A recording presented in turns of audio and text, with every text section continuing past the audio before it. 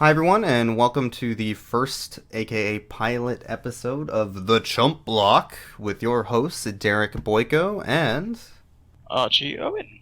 so we're here to provide you with some magic content throughout your downtime over here on twitch.tv for Mind Sports Academy. We're going to go ahead and introduce ourselves a little bit since this is our first episode and kind of what you can expect out of the show, and then we'll just jump right into the show proper. So, my name is Derek Boyko. I stream over on twitch.tv/theboyks, and I have been playing Magic since 1997. I'm sort of a old school gamer as far as Magic goes. I'm also a FNM world champ 3 times running and a SCG top 8 competitor. Hi, I'm Archie Owen. I've been playing Magic for about 3 years now, 4 years now. Started on Magic Online, kind of have been transitioning to paper recently. Played a lot of PPTQs, generally losing losing the top 8 a lot, which is a little frustrating at the moment, but we're all here to improve. And yeah, I also play a lot of Commander and stream it over at twitch.tv/AC Owen. Both of us have been doing video content for a long time. I used to do video content on a website called Draft Magic. We've also been doing Commander content over at a website called Mana Deprived, as well as Draft Magic in the past. So we're hoping to bring some of that experience to you here on the Chump Block and make an entertaining show for you. What you can expect, basically, we're going to be going over Magic news content as well as deck building and basic strategy to try and help you improve your game.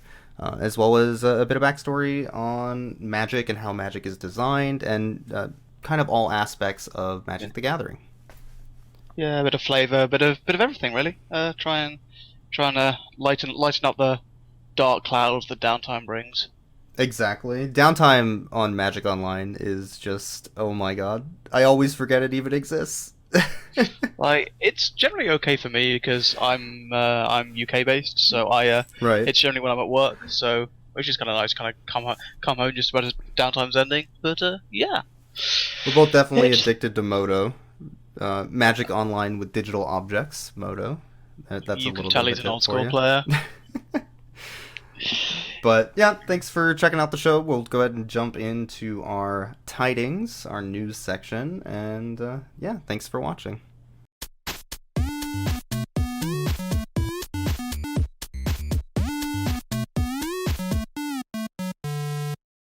Welcome to the tidings of the week. Only one big story this week: the World Magic Cup. It's being held in Barcelona this weekend, the 11th to the 13th of December. This is the kind of the conclusion of the 2015 season. You have 70 countries all competing for the title of best country in Magic, really. Currently held by the Danes who won it last year with the famous Dane Blast. Please. Dane Blast deck. With the Dane Oh, come Blast, on. please. It's a great pun and you know it. Uh, So the two formats are Team Sealed and Unified Standard. Team Sealed's a pretty simple format. You get given three seal pools, so 18 booster packs, and you have to build 3 decks between you from those 18 booster packs. And then you play against another team of players who also have built 3 decks from the pool. Generally, those decks tend to be a lot more powerful than normal seal pools because you've got a lot more card selection. You can generally play all your rares, so that's always an interesting format. The other format is Unified Standard, which is I think a very interesting format because it's exactly the same card pool as normal Standard, except you have to build 3 decks from it, and apart from basic lands, you can have no more than 4 copies of any one card between the decks. So that is that's always a kind of a cool deck building conundrum, and I think it's particularly interesting during this standard because of the way mana bases are being built at the moment. Currently, you're looking at around 8 copies to 12 copies of fetch lands in every single standard deck at the moment, which kind of puts a bit of a strain on splitting those between 3 decks. You've also got some pretty ubiquitous cards. Hangabout Walker being a pretty central one. You know, it's an artifact that can go in basically any deck. Cards like Gideon, Jace, all these cards that are seeing play in a lot of decks. So you kind of have to think of different ways to look to attack the format, and maybe we get to see some non-traditional decks that get to use some of the cards that kind of are on the fringe of playability and standard that actually get to shine here, which personally I think is kind of cool. So, yeah, I mean, Unified Standard sounds really kind of fun for a team format. The fact that they're only going to be allowed 4 of every card throughout the entirety of their 3 deck lists does definitely make for some interesting deck building conundrums to solve. Specifically, Yeah, like you mentioned, the mana base. When you're dealing with 5 fetch lands and the battle lands from Battle for Zendikar, there's only a certain amount of fixing they can actually afford to put into their decks, and that can significantly harm certain deck choices. Like, for instance, they're not really going to have super big options on a bunch of black-white decks because there's only Shambling Vent to help you get that yeah, mana. unless you want to stop Besides, playing Caves of Kolos. yeah, you could be playing like Caves of Koilos or the Tri-lands from Cons to try and help fix your mana. And I think that's where we're going to end up. Is if people want to be playing more than 2 color decks, we're going to be seeing the Tri-lands are going to be coming out. I think you'll probably see Wedge rather than Shard decks, which is if you're playing more, certainly if you're playing more than one 3 color deck in your three decks. The wedge decks being the clans from Tarkir, Yeah, and the shards being the 5 shards of Alara. yeah, so it might be moving into more of like a different color combination than you would normally see in a standard tournament, which is going to make for a very interesting tournament to watch. Um, I was reading through Frank Karsten's article on Channel Fireball about the unified standard format and sort of like a primer for that format, and he makes a lot of really good points of what we'll likely see at the tournament. The most likely deck that we'll be seeing at the World Magic Cup is probably an Eldrazi ramp deck. It is the most open for not taking a ton of colors away from your pool of what you can build, and it's It also just a also really powerful deck.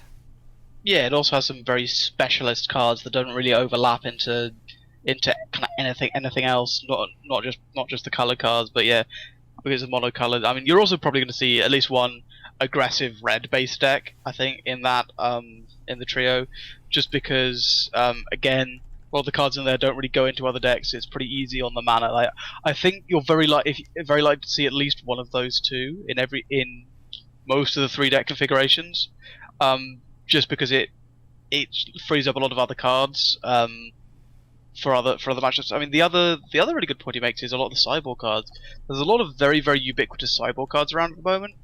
Things like Duress, Surge of Righteousness, Ultimate Price, all the like, a lot of the kind of the black and white sideboard cards Mm-hmm. are under a lot of pressure at the moment because they go into a lot of decks. So I think that's going to be interesting to see how people split those out. Whether they just kind of split them between 2 decks and have maybe play some slightly more suboptimal options. Things like Ruinous Path, which kind of doesn't really see much play at the moment. Which I think kind of is one of the cool things about it. So, given, let's say, an Eldrazi ramp deck and a red aggro deck, like he suggests, what do you think would be the best third deck for a I team mean, to build? you want to if you've managed to free up your mana that way, then you probably want to be building certainly a 3 color deck. So something like Esper Dragons, maybe even a four. Maybe if you've gone with both Mono Red and Eldrazi Ramp, you could probably even build up Dark Jeskai or 4 color Megamorph for one of these very decks with very intensive mana bases, but very very powerful cards that you may run into if you're going to run into some people with what you think is some slightly suboptimal decks because their mana base is crimped or they're having to share cards around. Then you could gain a significant edge that way if you can find some way to build one of the very very powerful standard decks. Yeah, I agree. Another interesting thing about the configuration of these decks is it's really hard to get 3 really, really good decks together due to the mana base issues. So the question that comes up is it worth trying to build 2 decks like Eldrazi Ramp or Mono Red to give yourself an option of building a really good deck for your third one, or is it better to try and spread the power around between all three? Yeah, I mean, I Like, are there some archetypes we might see that aren't popular right now that might be way better in the cup, just because it allows you to yeah. have that option? Well, there are a couple of decks that made some pretty deep runs in tournaments recently. You know, got Blue Black Aristocrats actually made quite a deep run at the Pro Tour, and that runs a lot of cards and a lot of kind of tokens and stuff that just doesn't really see play anywhere else. I think that those are the archetypes that are gonna allow other your other decks to shine. Is very heavily synergy based decks that don't take a lot from anywhere else and have have a lot of power on them, but have their weaknesses so far have been to the raw power level in standard right now. Mm-hmm. Because you can play 4-color decks with reasonable ease, and there are a lot of 3-color cards that are very, very powerful, and part of the reason they're allowed to be so powerful is because they're hard to cut there, or they're supposedly hard to cast. So that's what's overwhelmed stuff like that so far. Is just it's just very hard to beat someone who's playing the best cards in 4 colors, basically. Yeah. With a a synergy deck. So I think that's cool. I mean, we could. There's also actually a kind of a deck that's kind of fallen off the radar a bit, which is something as similar as Green White Megamorph. Right. I agree. Den Protector Death Disruptor is still a very powerful engine, and if people are playing slightly suboptimal decks and what you want to try and do is grind your opponents out, there's not really a better engine in standard to grind people out. Yeah, I agree. I'm hoping I will see some sort of a Great Aurora deck just for my own enjoyment, but you never know. There are 70 countries turning up, and people try and find something, find an edge. If you want. People might try and jam like a Siege Rhino deck too. Siege Rhino is just insane. The question is, how do you get the Abzan in there with the other decks, considering the mana base you have to build for it? Because you can only get that Shambling Vent in one deck, or split between two, I guess. But that's why you have to kind of figure your configuration out. And honestly, a lot of the standard decks aren't playing the full 4 Shambling Vents, just because the into the play tapped land is quite terrible sometimes. Right, it's definitely kind of awful. But if you want to play like an Abzan deck with Rhino, then your 2 other decks could be, let's say red, mono red aggro and blue black aristocrats. Those decks don't take any lands away from Abzan. Really, you're not playing. You don't need to play deltas. In Abzan, you've got plenty of other lands at this point. Right. And you can. And then just mono red aggro is still mono red. Equally, if you want to play Jeskai, then maybe Eldrazi Ramp is one of your decks, and again maybe blue black aristocrats. There's lots of things. You can play Bant. I suspect Rally will still have a place in this tournament for sure. It's just too powerful of a deck. Rally, the Rally Ancestors deck is the problem is it's 4 colors and it's very mana intensive. You might see more of like a 3-color Rally though. I could see that. You could. I don't know. I mean, the thing is that this standard format is actually very diverse. There's a lot. There's a lot of kind of cool fringe decks. We could see a Hardened Scales deck, which again is very, very powerful. Dragons are still a thing. Right. Thunderbreak Regent's a very powerful card that isn't seeing very much play at the moment. The thing about the Hardened Scales deck is that'll be your Hangerback Walker deck, so you have to figure out which deck you're throwing the Hangerback into. And, maybe that's strong enough. I mean, Jace is still a thing. Gideon's still a thing. There are some very powerful cards still that you never know about. But I mean, the other interesting thing about the format, obviously, is that it's a high level tournament that anybody can qualify for. generally the teams are of 4 people. You'll have one pro who's the pro points leader for your country. So in the case of America for Boyks, that's Mike Sigrist, who's the Player of the Year and Right. Pro Tour finalist. For me, that's Fabrizio Anteri from England, who won GP London this time around, which was pretty cool, to be honest. Hometown win was pretty rad to be there for that. And yeah, but then you have 3 other slots for which there are 3 World Magic Cup qualifiers that happen in the autumn time every year. So obviously, unfortunately, you'll have missed out this time around, but there's always next year. It's generally two standard, 1 modern. Was the format this time around. Sometimes there'll be a sealed one, sometimes there won't be. I think it depends what Wizards are feeling like each year. Right. And yeah, you turn up, you enter. If you win, you go to the World Magic Cup. It's as simple as that. Certainly, I know a couple of guys who qualify for the England team, which is pretty cool. I think they're pretty good players, and I think England have actually got a decent shot this year. We got to the semis last year, so hopefully go 2 better this time. Yeah. It's only 2 places. What's the problem? I don't But see. the American team is scary, like really scary this time around. So I mean, now seems like a good time right? to talk about some of these teams, right? Yeah. Yeah. No, that seems insane. So, yeah, if you're looking for some teams to look at this year for the World Magic Cup, United States has Mike Zegras, which we mentioned, Tom Martell, who's an insanely talented player, a Pro Tour champion, Pro Tour Gatecrash, and just won GP, not Pittsburgh, the one before that, Atlanta, right? I think it was Atlanta. Believe so. And then Neil Oliver, who is the first GP Vegas winner, I believe. Yeah. So, and then also Joel Sadowski filling out the team. Who won an WMCQ? Yes. So, yeah. By the way, the people who won these were 3 World Magic Cup qualifier winners, and then Mike Sigris. Yeah. So, in this case, the U.S. team is absolutely stacked this year, which is really good team to look out for sure. But on the other hand, you have Canada, who is Sean McLaren, who is Pro Tour Born of the Gods champion, I believe. Yep.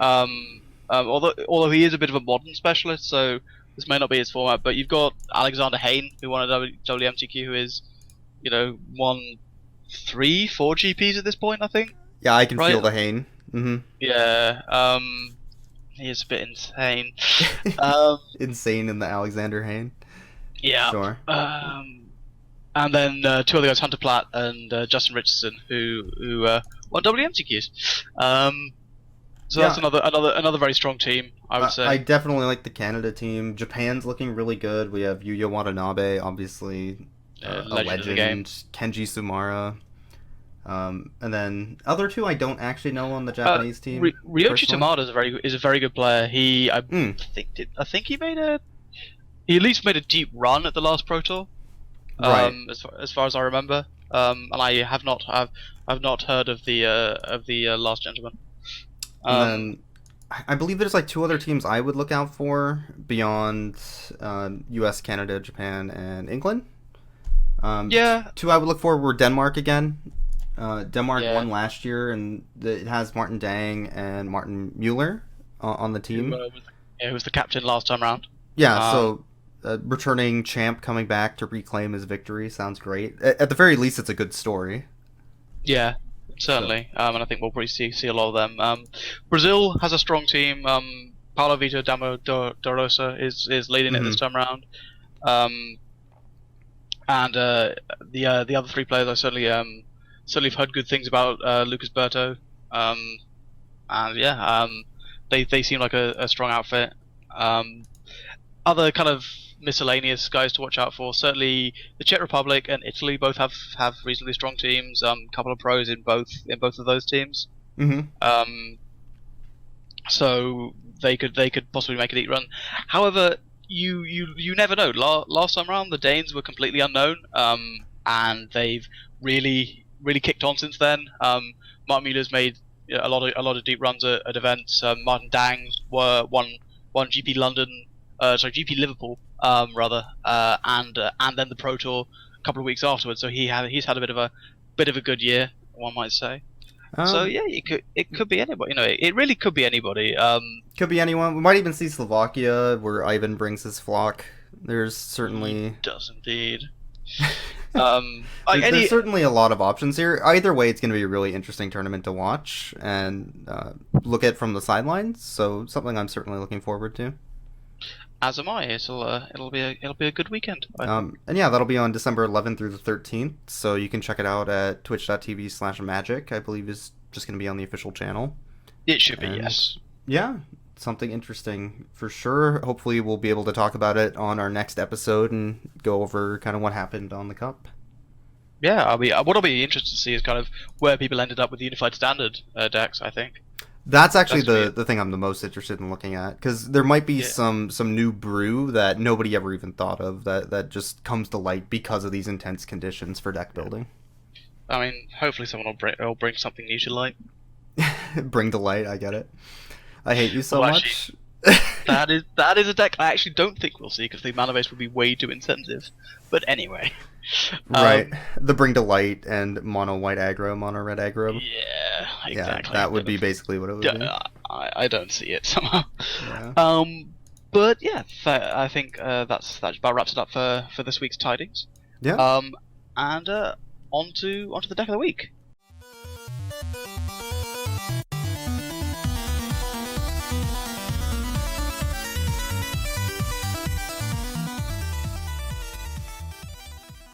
So, welcome to the Deck of the Week. Today I wanted to go over a draft archetype in Battle for Zendikar Limited, and this is one I feel that you can fully take advantage of on the current drafting meta, since a lot of people are basically just ignoring these cards, so it's pretty easy for you to build a deck on an average draft. So, currently a lot of people in the Magic scene are telling you to stay away from green cards, but I'm here to tell you that the red-green landfall deck is actively good because so many people are avoiding it. So I want to go over a couple cards that you might see in your draft to build a really good deck out of the red-green landfall cards. So first things first, the most important thing about this archetype is the curve. You want to be able to get a very, very aggressive start on your opponent. So cards like Gnarlid, Slide Runner, Grove Rumbler, which I will put up on screen here, are all incredibly important aggressive creatures for this archetype. But the cool thing is that a lot of these cards are starting to wheel in your draft, so you don't have to pick them early. You can pick up cards like Rolling Thunder first pick, or even a Tunneling Geopede, or something that you might want to take over these other cards and expect to wheel them in your current draft on average. Another very, very important card for this archetype is something like Valakut Predator. The 3-mana 4/4 or bigger is just really, really large when compared to the average creature from every other deck that you're drafting in Battle for Zendikar. And it also has a lot of really good enablers that you can pick up super early. For instance, Evolving Wilds. What you can usually do is you can first pick the Evolving Wilds out of a pack, or third pick or whatever, and then wheel the landfall creature that you're wanting to play with that Evolving Wilds, and that happens very often. So how does this deck win compared to the other decks? Basically, you're going to be playing cards like Goblin Warpaint, which I typically have been getting around 13th to 15th pick.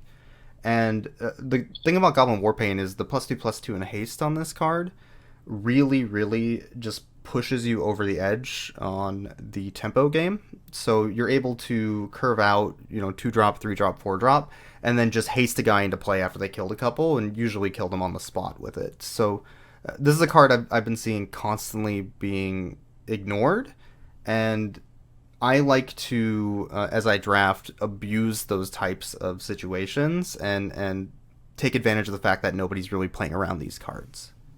So this is sort of like a nice little outline. There's a bunch of other cards you want to look for, like Firemantle Mage, Akhum Stonewaker, Zada Hedron Grinder, as well as Pump Spells, Warcaller. But you kind of want to keep your curve at a maximum of 5 mana if possible. And I usually try to avoid any like 6 and 7 drops if I can help it in this deck, just to make sure that my deck is as quick as possible. exceptions can be made for cards like Rolling Thunder that whose power level is just so high that Hmm. you don't care.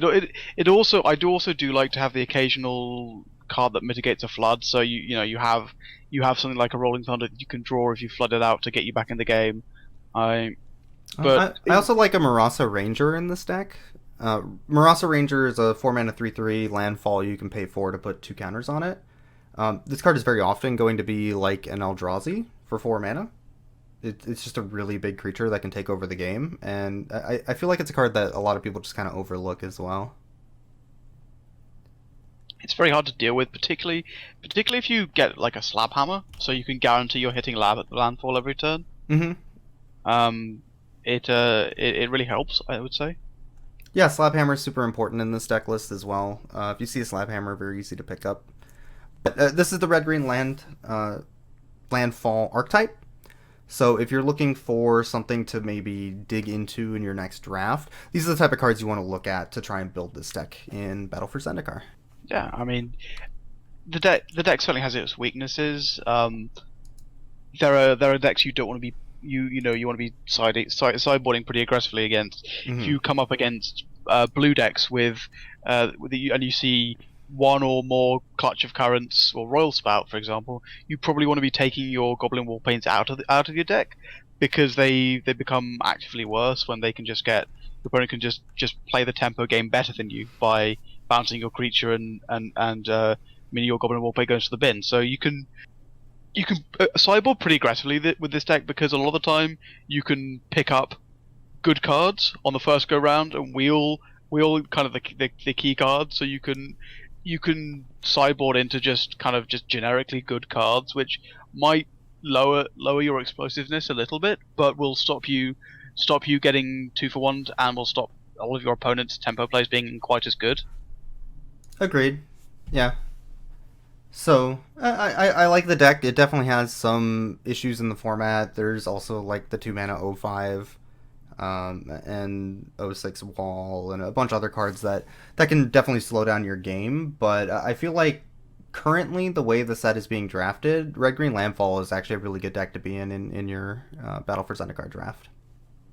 So hopefully this gives you a nice insight on kind of what you're looking for to try and build that. And maybe you'll try it out in your next draft.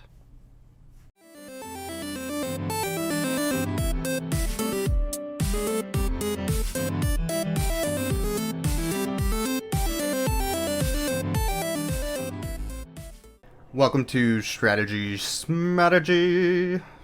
I don't know if I'm gonna go with that, but star bam.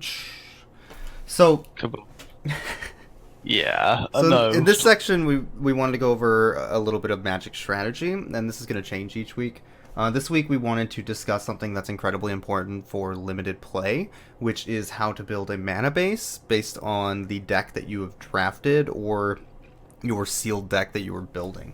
So we wanted to go over something that you could use right now if you logged on to Magic Online or went to your local stores. So we're going to go over a couple, in this case 2 Battle for Zendikar draft decks that both Archie and I have drafted, and discuss how you would figure out the mana base for that deck. So our first deck here is a white-blue Battle for Zendikar limited deck, which I drafted. And as you're seeing here, our curve maxes out at 6, and I want 18 lands in my deck since we have 22 spells currently in the list. So in order to figure out the mana base, we need to figure out how much of each color we need in our deck, so that we know how many of those lands to put in, so that we can actually draw the colored mana that we need to play our spells. So in this case, the easiest way that I find to figure out the math on this is to count the amount of mana symbols that are showing up on the cards, and then divide that number by 2, round it up, and then I add a number. So in this case, I add 1 to the amount of that color that I would like. So I'm going to go ahead and count that. We have Salvage Drone is 1. We have 4 blue here in the second pile, so that is 5. We have another 3 in the third pile, so 8. And then we have 6 going down in the fourth pile, so that is 14. And we have 2 more in the last pile, or in the fifth pile. So that would put me at 16. So divide that by 2, I have 8. and I need a minimum, if I add 1, of 9 blue sources in my mana base. So now I'm going to go on to the white. We have 1, 2 in the first pile with white here, 3, 4, 5, 6 in the second, and then 7 and 8 in the next. So minimum I need at least 4 plus 1, so 5 in this case, white mana. So I'm looking at about a 9 to 5 ratio, or a 2 to 1. Given that it is an 18 land deck, you could do something like a 10-8 mana base, just to give yourself a little bit more white mana, and that's exactly what I did in this build. So I have 10 islands and 8 plains. That's a really good kind of mathematical way to get to your minimum mana base. From kind of to get us up to kind of the 10-8, which is where I also land. I think you want to look at what you want to be doing throughout the early terms of the game. So we can see we've got a Salvage Roam as a blue 1-drop. So realistically, we really want to have an island in our opening hand, which the nine sources definitely help us get there. However, when we move on to the kind of the 2 and the 3 drops, we actually see that what we have are only realistically 1 card of each color on 2 and 3 that we would like to cast at that point. On 2 we have Mist Intruder and Gideon's Approach that we want to be using early in the game. The Tightening Coils and the Tandem Tactics we're unlikely to want to be. And then on 3, the Shadow Glider and the Spell Shrivel, the cards we would like to be casting on 3. Sheer Drop and Royal Spout are both cards that are much better if you can awaken and get the value of creating an awakened land as well. And once you get to 4, it's a little less relevant, but I think it is still relevant to point out that all of our 4 drops are blue, so we definitely want to be weighting towards blue. I looking at that and looking at what we want to be doing in the early turns of the game, I definitely would side towards blue, but still want enough white to be able to cast early spells. So 10-8 I think is a nice mana base. The other reason to run 18 here is you have 3 awakened spells and Annoyanda, all of which make use of your lands as creatures. So having a few extra lands around doesn't hurt, and also means that if your opponent starts killing your awakened lands, you're less likely to be able to be unable to cast your higher end drops, like the Death of Behemoth, say. Yeah, I agree. This is definitely a format that you want 18 lands in a lot of your decks. If this was given in a normal format with this curve, I think 17 would be reasonable, but given the fact that we want extra lands for our Awaken, and we have secretly 3 6 mana spells with the Sheer Drop and 2 Royal Spouts, this is definitely an 18 land deck. The reason why the 10-8 split rather than like an 11-7 is just because we do want to have both of our colors. So I definitely agree. Yeah. This is a pretty easy build, I think, for the mana base, just because it's really easy to kind of... You don't even have to really take a look at the mana specifically if you don't want to. It's really easy just to sort of take a look at it as a whole and say, oh, I need like a pretty even split, but a little more blue. Yeah, but it's always nice to kind of go through the mechanics, because it kind of stands you in decent stead for kind of some harder choices later down the line. Agree. So we have a little bit more complicated of a list here. This is one of Archie's draft decks. And beauty, isn't it? This one is 3 colors, so we have more to worry about. So I'm going to go over my little mana calculation first, and then we'll jump into Archie's reasoning on his mana base and see if we come up to like a similar conclusion. So looking at this deck list, we have Dragon Master Outcast, so that's 1 red, 2 for Touch of Voids, 1 for Vestige, 1 for Blade Master, and 2 for Serpentine Strike. So that's 3, 4, 5, 6, 7 red. So if you half it to 3.5, you get 4, and then add 1, 5. So I want at least 5 red sources in this deck list. Green, we have 1, 2, 3, 4, 5, 6, 7, 8, 9, 10, 11, 12, 13, 14, 15, 16, 17, which is a lot more. So we need at least like 10 green sources. And for white, we have 2, but you probably want at least 3 white sources regardless, just because you're splashing 2 cards. So I'm looking at 10, 5, 3 for mana sources. Now, the interesting thing here is that we do have a Lifespring Druid, so we can count that as one of our mana sources for the splash. So I'd probably be looking at like a 9, 7, 2 or a 10, 6, 2 for my mana base. So 10 green, 6 red, to white. But it sort of depends on if you want that extra red or not to play your removal spells per touch. So that's where I'm at. Where did you come up with this mana base, Archie? So I ended up in the 972 category.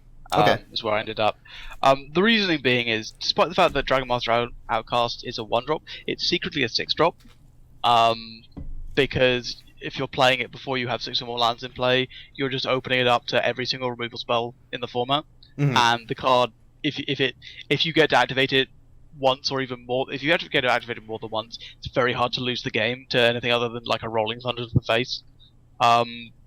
And if you can just keep that thing alive, it will win the game for you. So that's a 6-man. So I look at my early curve and go, I need to have green by turn 2. Categorically, I have 3 green 2 dots, which are Oran Reef Invoker, and I need absolutely categorically have to have green on turn 2, because I need to be able to play those. Turn 3 becomes a lot more interesting. We have at least probably 6 of those spells I wouldn't mind playing on turn 3. Touch of the Void is a removal spell that I'm happy to cast on turn 3. It's usually going to kill most things people can cast on turn 3, and it's probably when you want to start using it, either to be a bit aggressive and allow your Oran Reef Invokers to get in, or to be able to just remove an early threat. Call the Silence is just fine. There's a bit of ramp and a few tokens. Lightspring Druid is obviously great. You want to be trying to ramp up and fix your colors. And the Tajura Stalwarts is what actually makes the mana base a bit more interesting. Why I think they're the main reason why I erred towards the 9/7 rather than 10/6, because you want to be able to converge with them for at least 2 colors, if not 3, if you can. Then having at least your second color on turn 3, I think, is very important, because let's be honest, a 1/2 Tajura Stalwart's not very impressive. Yeah, I mean, I totally agree. I think that's something I forgot. When you're going from the strictly mathematical way of figuring out your mana, you want to be able to include other sources of that mana symbol that appear on your card. So for instance, if your green card has like a black mana ability, you want to include that. With Stalwart and Wanderer, you want to be able to include that the converge counts as another mana of your off color from the spell that you're converging. So I should have counted Wanderer and Stalwart as either another red or another white when I was doing the mana base, and I agree, 9/7/2 makes a lot more sense in that case. Yeah, I mean, the Lightspring Druid really helps. Yeah. It should be worth noting is I never managed to find an Evolving Worlds for this deck, which would have made the mana base a lot easier. You just play it instead of a mountain, and you get the best of both worlds. So you get an extra white source as well, basically. Okay, yeah, I agree with that. Evolving Wilds is just a really good card in this format. Period. Yeah, it is. I think it's quite a high pick at this point. Yeah. And I mean, this deck is a little clunky. It's got the three double green spells and the double red spell up top, but the Lightspring Druid really helps with that. Certainly with the 70 spike, you're only on the side of 9 green sources, so you should have 2 green by turn 6, or at least by the time you have 6 mana anyway. Yeah. You have ways to ramp out. Obviously, the Coast Lakes Channel, despite the fact that it is a mana source, it's colorless, so it doesn't actually help fix you at all. But it's worth just noting for deck building constraints. The deck was interesting to play with. You're always going to have to get a bit lucky with your mana in a deck like this. But yeah, I think it was so. I think I honestly could have been playing 19 land and cut the Tajura Beastmaster and play an extra white source. I think that probably would have been a better build, because the deck is a bit heavy on 6 drops anyway. Right. And being able to hit your land drops, I think, is probably the most important thing with this deck. So I think it's, don't be scared to run 19 lands, especially if you actually look at a deck like this. The 3 Oran Reef Invokers all have 8 mana activated abilities. You've got a 7-drop, a couple of 6-drops that want you to draw lands, so they get massive, and so all those things allow you to make use of extra mana. So I actually think that I should have played 19 lands in the end. I think certainly this format is is a place where you can do that and it be totally correct. If you look back to a couple of years ago, something like Gate Crash, if you try playing a 19 land deck, you would just get run over because the format was so fast.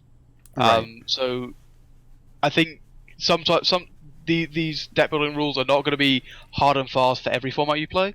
One of the things that's will allow you to do well at the start of a format is figuring out how fast it is and how you should be building your mana bases quite early.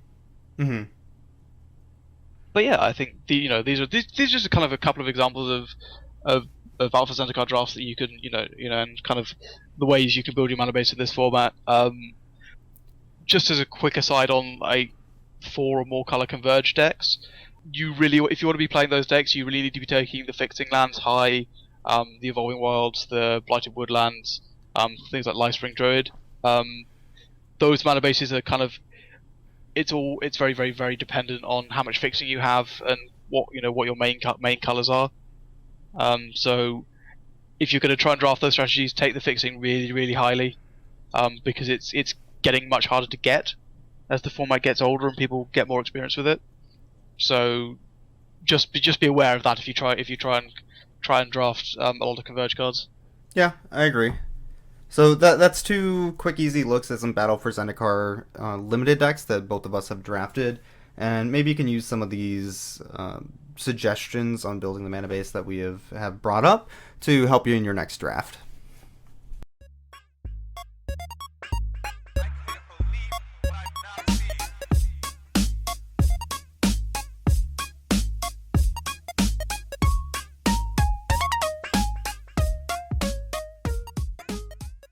And in this week's flavor text, we just wanted to kind of give you a bit of an introduction as to kind of what this bit of the show is going to be about most of the time.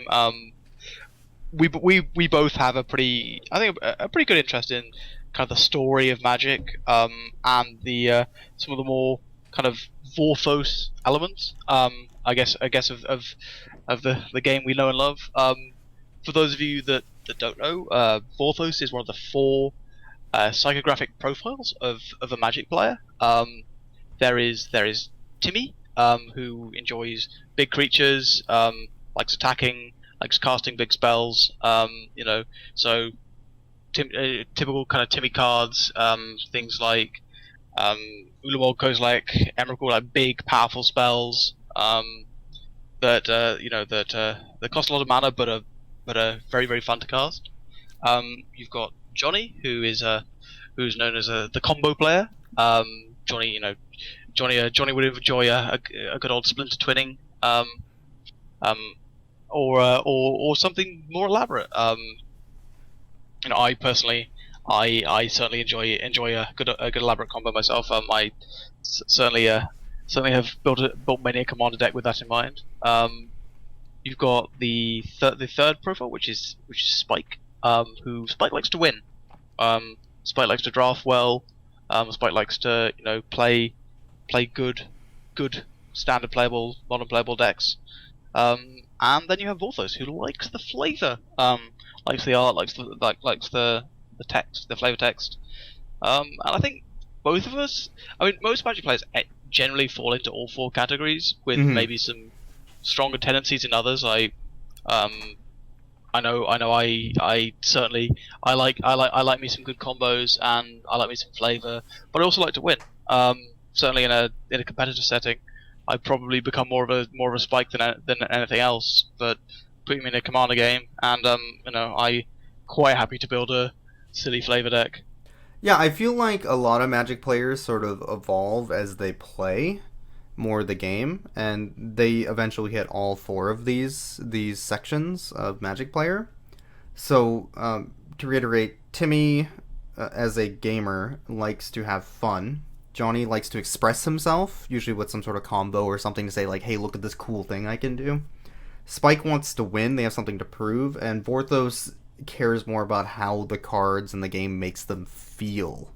For instance, the art, the flavor text, the story, everything, the fantasy setting, everything around the card that doesn't have to do with actively playing the card. So Yeah. I feel like a lot of gamers start off as either Timmy or Johnny, and they want to have fun with the game. They want to do weird, silly things. And then as they get more competitive, they turn into more of a spike. For me, I got into the game because I really, really enjoyed reading the cards. The first thing I would do when I read the card was go to the flavor text and the art. I was a Vorthos kid, so I would dig into the art and the story and everything, and I read every book that came out for Magic, which used to come in the fat packs that you would buy. Now they replaced that book with more Magic cards, which is cool if you like product, but not if you like the story like myself. And I feel like as it's evolved, I never really became a spike. I'm definitely more of a competitive player. Like, I play competitively, but when I play competitive, I like to have as much fun as possible on the tournament floor. So I still think I'm probably more of like a Timmy Johnny than a Spike, as opposed to most Magic players. Yeah, I mean, I am a fairly terrible person when it comes to competitive Magic. I'm not gonna lie. I play uninteractive decks because I think they have the best chance. You know, if that's Right. what I think has the best chance of winning. But you know, but then again, I also have built a tribal beards deck for Commander. It's I think one of the great things about Magic and why it's lasted 20 years, whereas a lot of its competitors from back in the day haven't, is because it allows you to express yourself in many different ways, and allows many various types of people to enjoy it.